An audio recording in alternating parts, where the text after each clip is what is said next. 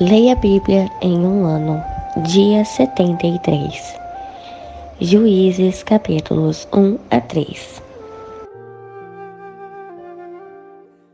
As lutas para conquistar a terra. Depois que Josué morreu, o povo de Israel consultou a Deus, o Senhor. Qual das nossas tribos deverá subir primeiro para desterrar os cananeus restantes? Respondeu o Senhor: Judá subirá primeiro. Entregarei a terra nas tuas mãos. Então os homens de Judá exortaram aos teus irmãos da tribo de Simeão: Sobe conosco ao território que nos foi designado por sorteio. Lutaremos contra os cananeus e nós também cooperaremos convosco na conquista das terras que lhes foram dadas. E os homens de Simeão foram com eles. Judá subiu, pois, e o Senhor entregou-lhe nas mãos os cananeus, os ferezeus, e mataram 10.000 homens em Bezeque. Tendo encontrado Adoni e Bezeque nestas terras, lutaram contra ele e feriram os cananeus e os ferezeus. Adoni e Bezeque fugiu, mas eles os perseguiram e o prenderam, e lhe cortaram os polegares das mãos e dos pés. Adoni-Bezeque exclamou: 70 reis, com os polegares das mãos e dos pés cortados, apanhavam migalhas debaixo da minha mesa. Como eu fiz, Deus me atribuiu. E levaram-no a Jerusalém, e aí morreu.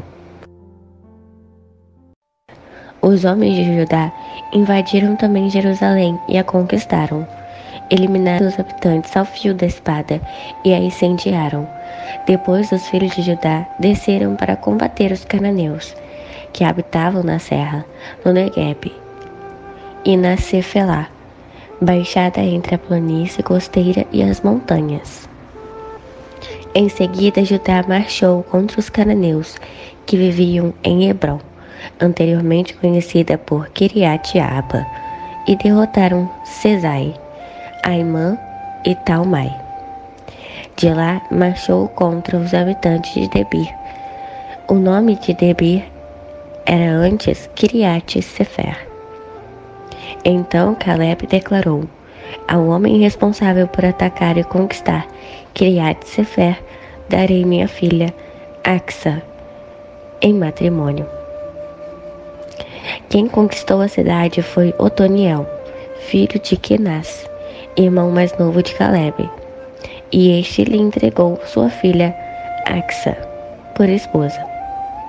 Assim que passaram a viver como marido e mulher, ela o convenceu a deixá-la pedir um campo como herança a seu pai.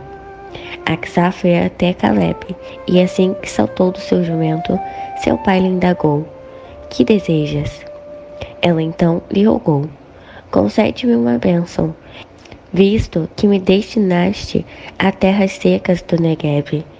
Dá-me também fontes de água. E Caleb lhe deu as fontes superiores e as fontes que ficavam nas terras baixas. As histórias de Judá e Benjamim. Os descendentes do sogro de Moisés, que era queneu, saíram com o povo de Judá e foram de Jericó, a cidade das palmeiras, para o deserto de Judá, que se situa no sul de Arade. E ali passaram a viver entre os amalequitas, o povo do deserto no Neguebe. Depois o povo de Judá foi com seus irmãos da tribo de Simeão e atacaram e venceram os cananeus que habitavam em Zefate. Destruíram totalmente a cidade. Por esse motivo, passou a ser chamada de Ormá, destruição. Então Judá se apossou da Gaza e dos seus arredores, de Ascalon e do seu território, de Ecrom e dos seus povoados. O Senhor estava com os exércitos de Judá. Eles ocuparam a Serra Central, todavia não conseguiram expulsar os habitantes dos vales, pois estes possuíam carros de guerra feitos de ferro. Como Moisés ordenara, deram as terras de Hebrom a Calebe, que desterrou os 3 filhos de Enaque. Quanto aos jebuseus, que habitavam em Jerusalém, os filhos de Benjamim não os desalojaram. E até o dia de hoje, os jebuseus têm vivido em Jerusalém com os benjamitas. As tribos de José tomam Betel. Os homens da tribo de José, por sua vez, investiram em Betel. E o Senhor se demonstrou presente com eles. A casa de José mandou fazer reconhecimento de Betel, anteriormente chamada de Luz. Os que foram cumprir a missão de espias observaram um homem que saía da cidade e interrogaram-lhe: como poderemos entrar na cidade? Mostra-nos e seremos clementes contigo. Ele lhes indicou por onde entrar na cidade, e assim eles puderam adentrar e matar todos os habitantes da cidade. Contudo, pouparam a vida daquele homem e de toda a sua família. Então o homem salvo e o seu clã foram para a terra dos Hititas, onde fundou uma cidade e lhe deu o nome de Luz, que é o seu nome até os nossos dias. Terras não conquistadas por Israel. Manassés, contudo, não conseguiu expulsar o povo de Bet-Sean, o de Taanaque, o de Dor, o de Ibleã e o de Megido, tampouco o das aldeias vizinhas dessas cidades, porquanto os cananeus estavam decididos a permanecer naquela terra. Mais tarde, quando Israel se tornou mais forte, submeteu os cananeus a tributos e trabalhos forçados. A tribo de Efraim não desterrou os cananeus que moravam na cidade de Gezer, e assim os cananeus seguiram vivendo entre o povo de Efraim. Nem Zebulão expulsou os habitantes das cidades de Quitron e Naalon.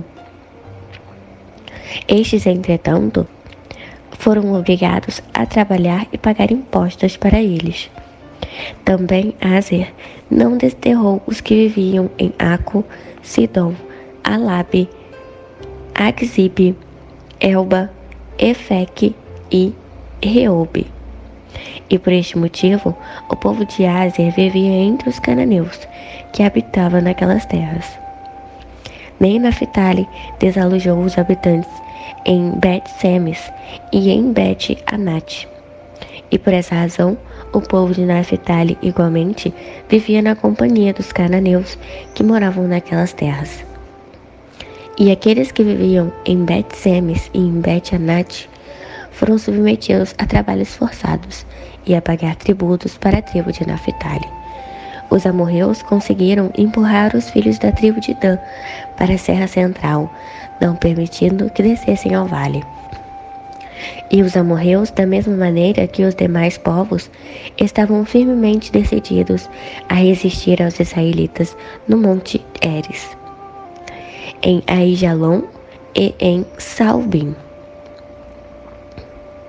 Contudo, quando as tribos de José foram fortalecidas, eles também foram obrigados a pagar tributos e a trabalhar para o povo de José.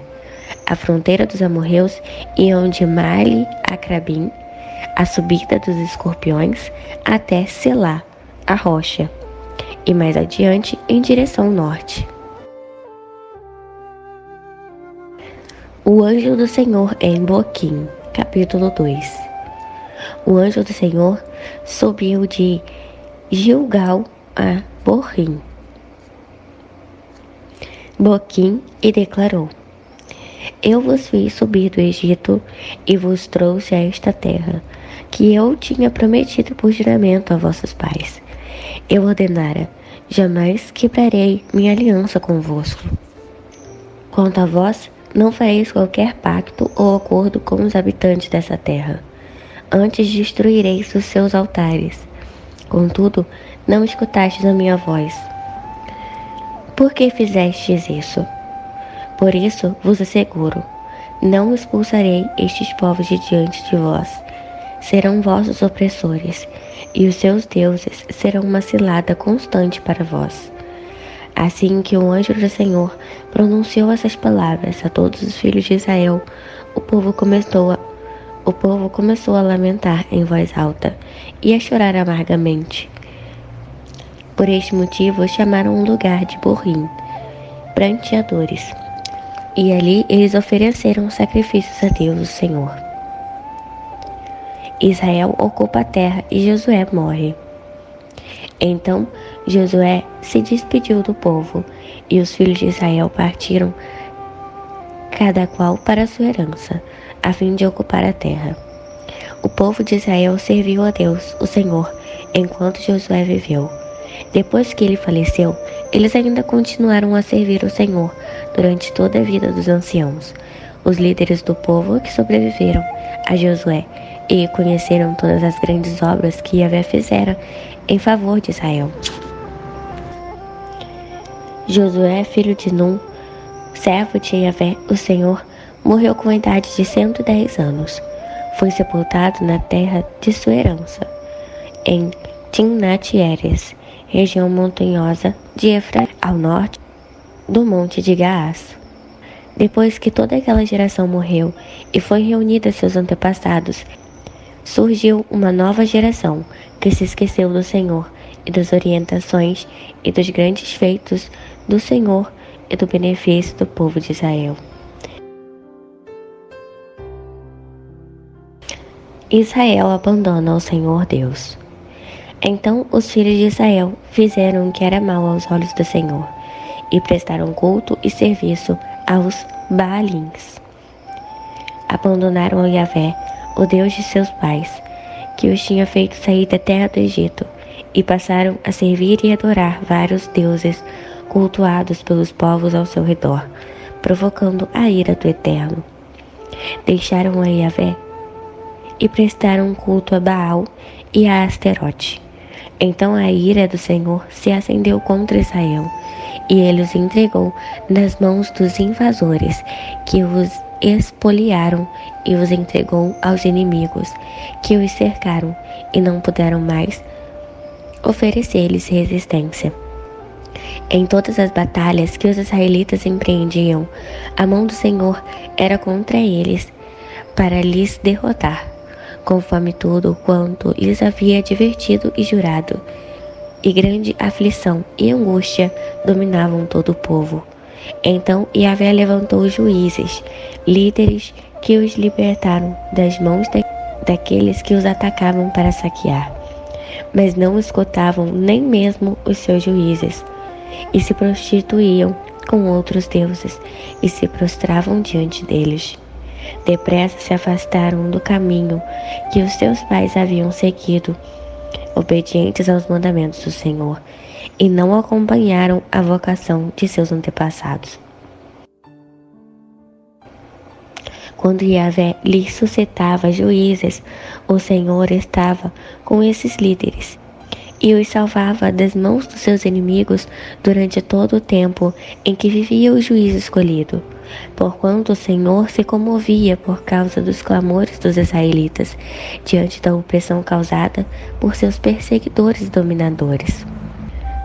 Mas assim que morria o juiz, os israelitas reindiciam em seus erros e se tornavam ainda piores do que os seus pais. Seguiam aos outros deuses, serviam-nos e se prostituíam perante eles, e em nada renunciavam às más obras praticadas e ao caminho obstinado que trilhavam. A resistência dos inimigos. A ira do Senhor se inflamou então contra todo o povo de Israel, e ele declarou: considerando que este povo transgrediu a aliança que eu havia estabelecido a seus antepassados, e não escutou a minha voz, também eu não expulsarei mais diante dos israelitas nenhuma das nações que Josué deixou ficar quando morreu, a fim de por meio delas submeter Israel à prova, para ver se aprenderá a guardar o caminho de Yahvé e se andará nele, como fizeram seus antepassados. Esse é o motivo porque o Senhor permitiu a essas nações a ficarem na terra, e não teve pressa de expulsá-las, e nem as entregou nas mãos de Josué. Povos que ficaram em Canaã. Capítulo 3.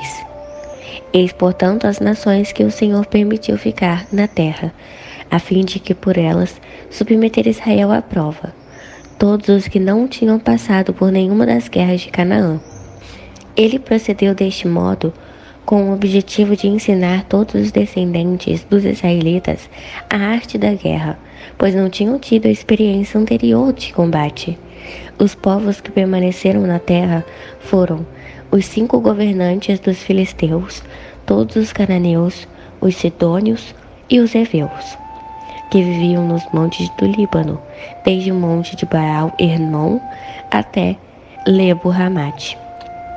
Estes povos foram deixados na terra para servirem ao propósito de submeter Israel à prova, a fim de ficar notório se obedeceriam aos mandamentos que Yahvé ordenaram aos seus antepassados por meio de Moisés. E os filhos de Israel habitaram no meio dos cananeus, dos hititas, dos amorreus, dos ferezeus, dos heveus, dos jebuseus. Desposaram as filhas desses povos, deram os seus próprios filhos em casamento às filhas deles e passaram a cultuar os seus deuses. A história dos juízes. Otoniel. Os filhos de Israel fizeram o que era mal aos olhos do Senhor e esqueceram a Yahvé, o seu Deus, para adorar e servir aos Balaíns e aos postes ídolos da deusa Azerá. Então a ira do Senhor se inflamou contra Israel e os entregou nas mãos de Cushan-Rishathaim, o rei da Mesopotâmia, por quem os israelitas foram vencidos e escravizados durante 8 anos. Então os filhos de Israel clamaram a Yahvé, o Senhor, e o Senhor lhes enviou um Salvador que os libertou da opressão. Este homem foi Otoniel ben Kenaz, Otoniel, filho de Kenaz, o irmão mais novo de Calebe. O Espírito de Yahvé, o Senhor Deus, veio sobre ele para guiá-lo, de modo que pôde liderar os filhos de Israel e foi à guerra. O Senhor entregou o rei da Mesopotâmia nas mãos de Otoniel, que venceu e dominou seu povo. E a terra descansou e experimentou a paz por 40 anos, até que morreu Otoniel, filho de Kenaz. Eude. Depois da morte de Otoniel, o povo de Israel recomeçou a praticar o que era mal aos olhos de Deus. Por este motivo, o Senhor fez com que Eglon, rei de Moabe, se tornasse mais poderoso do que os israelitas. Eglon conseguiu estabelecer uma aliança com os amonitas e com os amalequitas e marchou contra Israel, derrotou-o e tomou Jericó, a cidade das palmeiras. Os povos de Israel foram dominados e serviram a Eglon, rei de Moabe, durante 18 anos. Então, outra vez, os filhos de Israel clamaram a Yahvé. O Senhor lhes suscitou um Salvador chamado Eude, homem canhoto, filho de Benjamita Gera. Por seu intermédio, os israelitas enviaram o pagamento de tributos a Eglon, rei de Moabe. Eude havia confeccionado uma espada de 2 gumes, com 45 centímetros de comprimento, e a tinha amarrado junto à coxa direita, debaixo da roupa. Foi mais tarde levar o tributo a Eglon, rei de Moabe, homem muito gordo. Uma vez entregue o tributo, Eude dispensou os carregadores. Entretanto, ele voltou do lugar onde estavam os ídolos de pedra, próximo de Gilgal, para dizer ao rei: Ó rei, traga uma mensagem secreta para lhe entregar. Então o rei ordenou: silêncio. E todos os que se achavam ao redor do rei saíram. O rei ficou só, assentado em sua cadeira real na sala de verão, no terraço. Eude chegou bem perto dele e estabeleceu: trago uma mensagem de Deus para ti, ó rei. Imediatamente, o rei se levantou do trono. Então, rapidamente, Eude estendeu a mão esquerda, apanhou a espada de sua coxa direita e encravou na barriga do rei. Tão violenta fora o golpe que toda a lâmina e o cabo da espada penetraram no ventre do rei. E a gordura se fechou sobre a espada, sem que Eude pudesse retirá-la. Então Eude saiu pelo corredor, tendo fechado atrás de si as portas da sala de cima e trancado o ferrolho. Assim que ele saiu, chegaram os servos e encontraram trancadas as portas da sala superior e imaginaram: ele deve estar aliviando o ventre no banheiro de sua sala privativa. Aguardaram muito tempo, porquanto nem sempre o rei abria as portas do cômodo superior. Por fim, cansados de esperar, tomaram a chave e abriram. E lá estava o seu senhor caído no chão, morto. Durante o tempo em que os servos ficaram esperando, Eude escapara. Passou novamente pelo local das imagens de pedra e chegou com segurança a Seirá. Assim que entrou na cidade, tocou o chofar, a trombeta, nas montanhas de Efraim, e os israelitas desceram dos montes com ele à sua frente. E ordenou-lhes: segue-me, porque o Senhor entregou o vosso inimigo Moabe em vossas mãos. E Israel seguiu, pois, e tomaram posse dos vales, das passagens do Jordão que conduziam a Moabe, e não permitiram ninguém atravessar o rio. Naquela oportunidade, mataram aproximadamente 10.000 moabitas, todos eles homens fortes e valentes, mas nenhum só escapou com vida. Naquele dia, Moabe foi vencido por Israel, e a terra experimentou um tempo de paz que durou 80 anos. Sangar, o juiz e líder que se seguiu a Eude, chamou Xangar ben Anar, Xangar, filho de Anate. Ele exterminou 600 filisteus com um simples aguilhão de manejar bois, e assim ele também foi considerado um dos libertadores do povo de Israel.